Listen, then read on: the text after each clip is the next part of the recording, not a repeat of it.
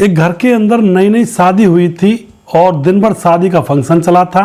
शाम को दुल्हन अपने ससुराल में अपने पति के घर आती है और दोस्तों अब शाम हो जाती है और शाम को सुहागरात का समय था। सुहागरात का समय था तो पति तैयार होकर के उतावलेपन में अपनी पत्नी के कमरे में चला जाता है और वह इतना उतावला था कि बस अपने आप को रोक नहीं पा रहा था। जैसे ही वह पत्नी के कमरे में जाता है तो बिना बातचीत किए ही लाइट बंद कर देता है पहले ही, और जाते ही अपने पत्नी के साथ संबंध बनाने लगता है, उसके कपड़े उतार करके रात के अंधेरे में। दोस्तों, संबंध बनाने के बाद जब वह संतुष्ट होता है तो वह जब बातचीत करने की कोशिश करता है अपनी पत्नी से तो देखता है कि वह उसकी पत्नी नहीं, वह तो उसकी भाभी थी। अब तो यह देखकर वह बहुत ज़्यादा बौखला जाता है और तिलमिला जाता है और वह एकदम से बैठा हो जाता है और लाइट जला देता है। उसके बाद जो इस घटना के अंदर होता है बड़ा ही विचार करने योग्य दोस्तों यह मामला है और इन घटनाओं से बहुत कुछ हमें सीखने को मिलता है। घर गृहस्थी के अंदर ज़्यादातर आज कलयुग के कलिकाल में ऐसे ही मामले चलते रहते हैं और इन मामलों में अगर थोड़ा सा भी हमें पॉइंट मिल जाए बचने का तो हम बच सकते हैं ऐसी घटनाओं में संलिप्त होने से। आखिर क्या हुआ था पूरी जानकारी लेने वाले हैं, वीडियो को लास्ट तक जरूर देखा करें और वीडियो के लास्ट में कुछ भाइयों के नाम भी जरूर लूंगा जो भाई हमारे वीडियोस को देखते हैं और हमें सपोर्ट करते हैं। नमस्कार, मैं हूं सुदेश कुमार और तिरछी बात चैनल में आपका स्वागत है। दिनेश नाम का एक लड़का होता है जिसकी उम्र हो जाती है 25 साल। उसके घर में उसका बड़ा भाई रमेश और उसकी बड़ी भाभी सरला जिसकी उम्र होती है 32 साल और बड़े भाई रमेश की उम्र होती है 35 साल और बूढ़े माँ बाप हैं। जो बड़ा भाई रमेश होता है वह तो ड्यूटी पर रहा करता है, ज़्यादातर काम के सिलसिले में बाहर ही रहा करता है, महीने में 1-2 दिन के लिए आया करता है। तो घर के अंदर दिनेश और उसकी बड़ी भाभी सरला और उसके माँ बाप आराम से रहा करते हैं। अब यहाँ पर क्या होता है दोस्तों, जैसा कि मैंने आपको बताया, दिनेश की शादी होती है और शादी होने के बाद पत्नी घर पर आती है और रात को उतावलेपन में दिनेश अपनी पत्नी के कमरे में घुस जाता है और जाते ही लाइट बंद करके उसके साथ संबंध बनाने लगता है।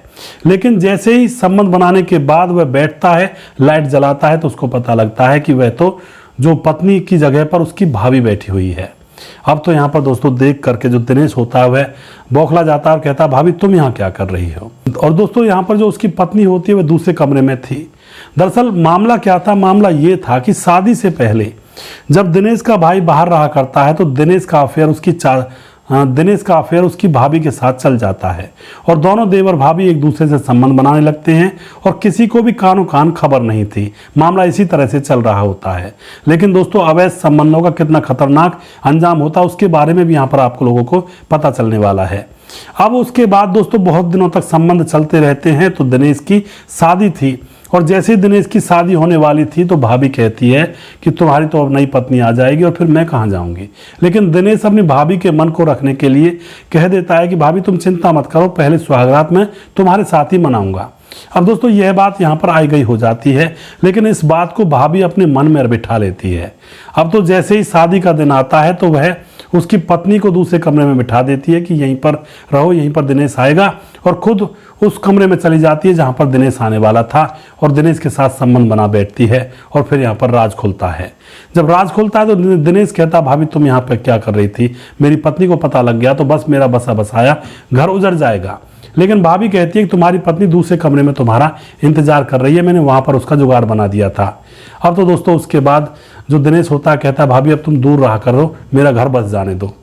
लेकिन वह भाभी जो होती है वह हर मामले में अपने आप को पहले लाना चाहती है।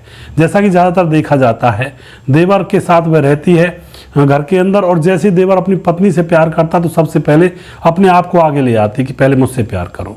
अब तो उसके बाद जो देवर होता है वह अपनी पत्नी के कमरे में चला जाता है और वहाँ पर उन दोनों की सुहागरात मनती है। अब जैसे सुबह होता है, सुबह जो भी सामान वो अपनी पत्नी के लिए लाता तो भाभी भी उसी सामान की डिमांड करती और कहती कि मेरे लिए सामान पहले लाओ, उसके बाद अपनी पत्नी के लिए लेकर आना। इस तरह के मामले कई बार समाज में घरों के अंदर देखे जाते हैं। अब दोस्तों धीरे धीरे समय गुजरता रहता है, तकरीबन 2-3 दिन गुजर जाते हैं। अब जो भाभी और जो दिनेश होता वो इस तरह से बात करते हैं जैसे मानो ये दोनों पति पत्नी हो। हंसकर बात करना, एक दूसरे के पास बैठ जाना, टच करना, बेड टच करना। जबकि जो नई नवेली दुल्हन थी वह ये सारा नज़ारा देख रही थी। वह सोचती है कि ये इतना देवर भाभी होकर के इतनी करीब क्यों रहते हैं, मामला कुछ ना कुछ गड़बड़ है। लेकिन दोस्तों अभी वह कुछ कहती नहीं है क्योंकि नई नवेली थी। चुपचाप सहन कर रही थी। और कई दिन वह देखती है, मतलब गौर करती है कि उसका जो पति है वह भाभी के पीछे पीछे घूमता है ज़्यादातर, और भाभी उसके पास चारपाई पर भी एक पास बैठ जाया करती और वो बिल्कुल भी दूरी नहीं रखा करते हैं। अब पत्नी के मन में आ तो चुका था लेकिन अभी कह नहीं रही थी। तभी 8 दिन गुजर जाते हैं। तो 8 दिन के बाद पड़ोस में एक फंक्शन था, प्रोग्राम था, तो वहाँ पर सारे घर वाले गए हुए थे। पत्नी भी गई हुई थी अपने सास ससुर के साथ, और घर के अंदर थे देवर भाभी। अब दोस्तों घर के अंदर देवर भाभी थे तो बस वही मामला, ये दोनों संबंध बनाने लगते हैं कि शोर हो रहा है पड़ोस में, किसी को क्या पता चलेगा। लेकिन पत्नी को कुछ शक था तो वह आधे में ही उठ करके उस फंक्शन में से अपने घर आ जाती है। देखती है घर का दरवाज़ा अंदर से लगा हुआ है, वह दरवाज़ा खटखटाती है तो जो देवर भाभी थे वह संबंध बना रहे थे, उनको कपड़े पहनने में और दरवाज़ा खोलने में थोड़ी देरी हो जाती है। तो जैसी देरी होती है तो पत्नी अंदर घुसती है और कहती है तुम कर क्या रहे थे घर के अंदर। यानी कि उसको शक तो पहले ही था, अब उसका शक यकीन में बदल गया कि ये तो बहुत देर में दरवाज़ा खोला है। पति उससे कहता है कुछ नहीं कर रहा था, मैं थोड़ा अंदर था और शोर शराबे में मुझे तुम्हारी आवाज़ नहीं सुनी, तो तुम ऐसा वैसा मत सोचो कि क्या हो रहा होगा। लेकिन पत्नी कहती है कि तुम्हारी भाभी के साथ ज़रूर अफेयर है। लेकिन पति मना करता है। तो वह जोर जोर से कहती है कि या तो तुम मुझे सच सच बता दो या फिर इससे दूर हो जाओ, इस चुड़ैल से मेरे साथ रहो, वरना मैं सभी लोगों को बता दूंगी, तुम्हारी बदनामी हो जाएगी। पति कहता है कि तुम ऐसा कुछ मत करो, तुम अपने शांति रखो थोड़ा सा। लेकिन दोस्तों जब वह नहीं मानती है, नहीं तुम्हारे अफेयर हैं, ये है वो, मतलब बात करती है पत्नी जिस तरह से, तो पति उसके मुंह पर थप्पड़ मार देता है। और जैसे उसके मुंह पर थप्पड़ लगता है तो वह जोर जोर से रोने लगती है। और वह जोर जोर से रोने लगती है तो आस पड़ोस के लोग वहां पर इकट्ठे हो जाते हैं और सारे घर वाले भी वहां पर आ जाते हैं और रो रो कर उनसे कहने लगती है कि इन दोनों के अफेयर चला हुआ है, देवर भाभी गंदे संबंध बनाते हैं। अड़ोसी पड़ोसी तो आपको पता है दोस्तों, थोड़ी सी बात किसी के घर में मिली चाहिए बस वो तो हंसने लगते हैं, दांतों तले उंगलियां दबाकर हंस रहे थे। और जो घर के लोग थे वह परेशान थे, उनके माथों पर चिंता की लकीरें थी कि ये क्या हो रहा है। उसके बाद उस लड़की ने अपने मायके वालों को बुलाया, अपनी माँ को भी बताया फोन पर कि ऐसे ऐसे संबंध बनाते हैं। लेकिन माँ ने एक बार ये भी समझाया कि बेटी जब तूने देखा ही नहीं है तो झूठा इल्जाम क्यों लगाती है, हो सकता है ऐसा कुछ ना हो। लेकिन बेटी कहती नहीं माँ ऐसा ही है। उसके बाद दोस्तों वो अपने मायके वालों को बुलाकर उनके साथ चली जाती है। पूरे गांव में, पूरे मोहल्ले में इन दोनों देवर भाभी की थू होती है, बदनामी होती है। अब तो उसके बाद वो मायके चली जाती है, वहां पर रूठ कर बैठ जाती है। तकरीबन 2 महीने गुजर जाते हैं। इधर से पति फोन करता है कि ऐसा कुछ नहीं है, जो तुम समझ रही हो, तुम वापस आ जाओ। अगर ऐसा है, अगर तुम्हें लगता है कि हमारे बीच में संबंध है तो चलो ये लगा लो कि आज के बाद हम ऐसा कुछ नहीं करेंगे। आज के बाद अगर तुम देख लो या फिर तुम्हें कोई बात मिले तो फिर हमारा सर होगा, तुम्हारा जूता होगा। ऐसा कह करके वो अपनी पत्नी को जैसे तैसे अपने काबू में करके और अपने पास बुला लेता है। दोस्तों बुला लिया जाता है, लेकिन एक कहावत तो आप लोगों ने सुनी होगी कि कुत्ते की पूंछ को कितने भी साल किसी नली में रखो सीधा करने के लिए, लेकिन वो फिर भी सीधी नहीं होती है। ऐसा ही मामला यहाँ पर था। जैसा कि मैंने कहानी में आपको बताया, जो भाभी थी वह हमेशा यह सोचती रहती थी कि उसका देवर अपनी पत्नी से प्यार ना करे, बस मुझसे ही प्यार करे। कोई भी चीज़ होती है उसमें सबसे पहले खुद खड़ी हो जाया करती कि मेरे साथ ये पहले करो। ऐसा ही अभी मामला चल रहा था। भाभी को लग रहा था कि कोई दिक्कत ही नहीं है, चलता रहेगा ऐसे ही मामला। अब तो यहाँ पर एक दिन की बात है, जो देवर भाभी होते हैं खेतों पर जाया करते चारा लेने के लिए, और खेतों पर ही संबंध बनाकर अपने घर आ जाया करते। यानी कि अब घर के अंदर वह ऐसा काम नहीं करते थे। लेकिन जो पत्नी थी वह बहुत चालाक थी। उसको लगता है कि मामला अब खेतों पर चल रहा है, और बात भी सही थी दोस्तों।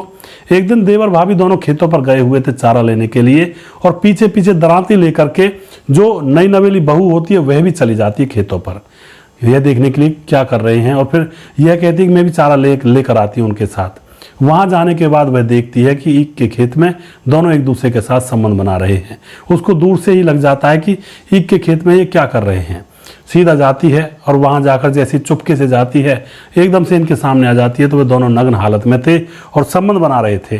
दोस्तों जो पत्नी होती है उससे रहा नहीं जाता है, इतना गुस्सा करती है कि अपनी जो दरांती होती है वो अपने पति के पेट में घोंप देती है। और दरांती को पेट में घोंप दिया जाता है तो उसके पेट से खून बहने लगता है। खेतों का मामला था, लोग बाग भी वहां पर नहीं थे। इतने में लोग बागों को इधर उधर से बुलाती है भाभी, तो इतने में उसका पेट का खून बहुत ज़्यादा बह जाता है और हॉस्पिटल में जब ले जाते हैं तो उसकी मौत हो जाती है। पति की मौत हो जाती है और जो पत्नी होती है उसको पुलिस पकड़ लेती है और वह अब जेल में चली जाती है।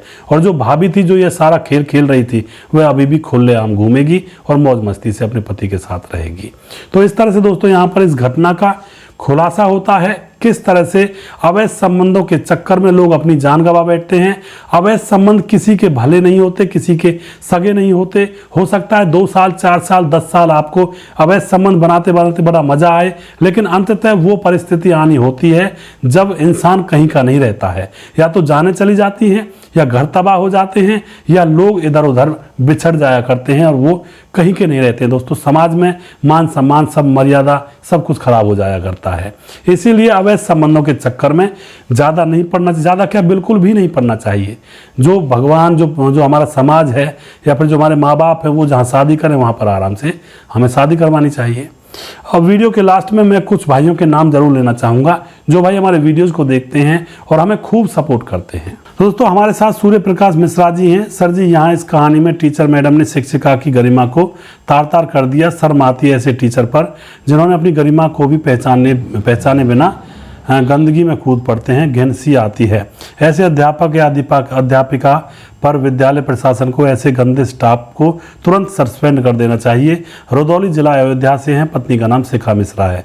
जी बिल्कुल सूर्य प्रकाश जी, आप बिल्कुल सही कह रहे हैं। आज के ज़माने में वो गुरु नहीं रहे हैं, गुरु के माथे पर कलंक लग चुका है। सब लोग अपनी अपनी वासनाओं को वहन करते हैं। कैलाश चौधरी हमारे भाई, सोवियत ने अपनी ज़िंदगी को अंधकार में कर दिया। कैलाश चौधरी कल्याण महाराज से हैं। और उसके बाद शाहिद अनवर हैं। नमस्कार सर जी, मेरा नाम शाहिद अनवर और बिहार का रहने वाला हूं, मोहम्मदपुर गांव, जिला मोतिहारी। सारे लड़के को पाताल चलकर नहीं मारना चाहिए, उसके साथ छोड़ देना चाहिए, फिर से पढ़ाई पर ध्यान देना चाहिए। हाँ सर, उसकी जान बच गलत आदमी के साथ नहीं रहना चाहिए था। जी बिल्कुल शाहिद अनवर जी, थोड़ा सा साफ लिखने की कोशिश करें और कोशिश करें कि सारे अक्षर सही हों। उसके बाद कश्यप दीपक हमारे भाई, लड़के ने बहुत मेहनत की, 3 बार मैडम के टेस्ट में पास हो गया पर कॉलेज के टेस्ट में पेपर में नहीं पास हो पाया। जय हिंद जय भारत। जी बिल्कुल। सुजीत कुमार हमारे भाई की, गुरुजी आजकल की दौड़ एक ऐसा चल रहा है कि इन हवस के चक्कर में इंसान के हाथों तक जा रहे हैं। जी बिल्कुल। उसके बाद कश्यप दीपक हमारे भाई, कोई चीज़ आसानी से मिल रही हो तो उसमें जोड़ी जड़ है। जी कंफर्म है। जय हिंद जय भारत। जी बिल्कुल। कोई भी चीज़ इंसान को अगर जीवन में आसानी से मिल रही हो, जो बड़ी मुश्किल से मिलती हो और वह आसानी से मिल रही हो, तो इसका मतलब पीछे कोई ना कोई चक्कर है। वो एक CID में आता है दया, कुछ ना कुछ तो चक्कर है। रामपाल हमारे भाई कहते हैं यूपी 43 से जैसी महाकाल जी। और उसके बाद लाल सिंह हमारे भाई जो कमेंट करते हैं। JS पांडे हमारे भाई जो कि नेपाल के भैरवा से कमेंट करते हैं। टीकम शर्मा हमारे भाई, गलती तो लड़की की है। जी बिल्कुल। उसके बाद प्रवीण बघेल शिवपुरी से हैं। और मुकेश कुमार फिरोजाबाद उत्तर प्रदेश से। और उसके बाद रमेश कुशवाहा, कैसे हो सर? मैं बिल्कुल ठीक हूँ जी भाई। अशोक बिश्नोई जिला फालोदी से हमारे वीडियोज़ पर कमेंट करते हैं, बहुत बहुत धन्यवाद करते हैं भाई का। सुरजीत कुशवाहा हैं। और उसके बाद मोनू जैन हैं।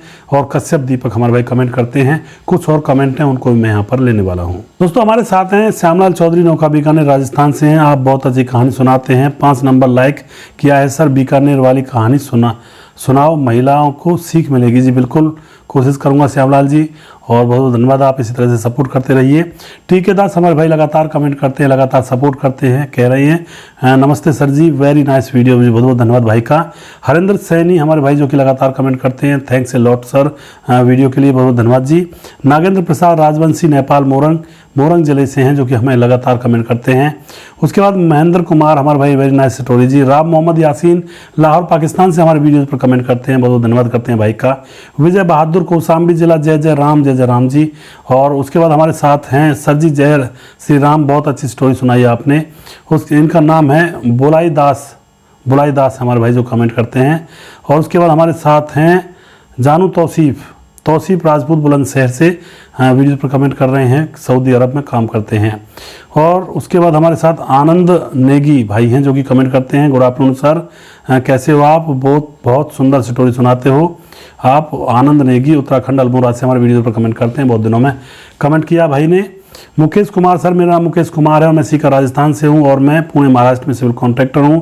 थैंक्स सर, वेरी नाइस कहानी। हवस से जितना ज़्यादा हो सके उतना दूर ही रहना चाहिए, और बिल्कुल सही कह रहे हैं जी आप। और उसके वेरी नाइस स्टोरी। उसके बाद हमारे साथ राधेश्याम शर्मा सिरसी जयपुर राजस्थान से हैं। और उसके बाद हमारे साथ सुशील चौधरी हमारे भाई जो कि कमेंट करते हैं, कह रहे हैं कि लड़का ड्रेस देखता है, मैडम की अजीब सी थी, लेकिन उसको ड्रेस का क्या करना, उसको तो पढ़ाई करनी थी। जी बिल्कुल, वीडियो में से लाइन निकाल कर लाते हैं हमारे भाई सुशील चौधरी। और जो कि कॉमेडी लाइन होती है। बहुत बहुत धन्यवाद करते हैं भाई का। जालम सिंह हमारे भाई कहते हैं कि हवस बहुत बुरी चीज़ है सुदेश भाई, पाप का घड़ा भरता है तो फूटता है।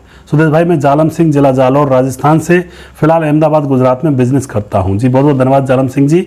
और बीच में आप एक बार गायब हो गए थे, फिर दोबारा से आने लगे हैं। बहुत बहुत धन्यवाद करते हैं, इसी तरह से सपोर्ट करते रहिए दोस्तों। अगला वीडियो बहुत जल्दी फिर से लेकर आऊँगा, तब तक आप खुश रहें, सावधान रहें। जय हिंद, जय भारत।